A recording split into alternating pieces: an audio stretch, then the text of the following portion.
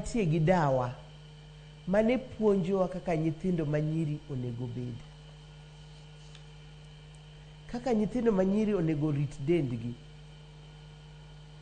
So my background as a nun and an educator, I used to gather the girls and I tell them, as you see me, I'm a virgin. At the age of 45, does that mean that sex is food? Sex is not food. And there's nobody, Mausetho, nikech they don't have sex. Self-respect, gi self-dignity, gi character, oloyo tiles duto mantierego. Koro, akwayo mine,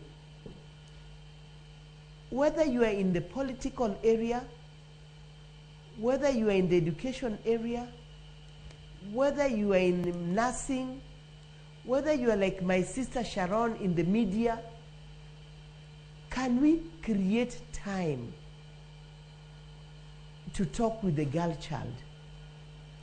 Wanyalo loso nafas mondo waket siasa kando, lakini kapo kwa loso kata nafas wangire wan kaka mine. How do we portray ourselves? Wachal nadi, weche mage mae dhogwa. Are they words of encouragement? Are they words of dignity? Are they words that people, children can hear and you become a role model? Let's become a role model of the young girls. Kata university, ayudoga nyiri. Kaneno kirwakori maber, I tell you, you are very well dressed. Kirwakori maracha penji, are you going to the class or are you going to the bar? And I become a mother. Let's become parents of our children.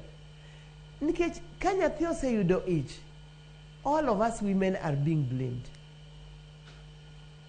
And this thing can be eliminated. We as women, we take a reflective position. We're watching the first position is to protect family.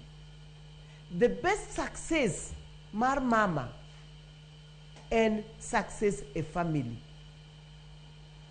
How much time do we give to our daughters? Erokamane daktari gi jip mari masamoro nyalo chiwo ne jopuonjre nikech nitiere jopuonjre masamoro nitiere koda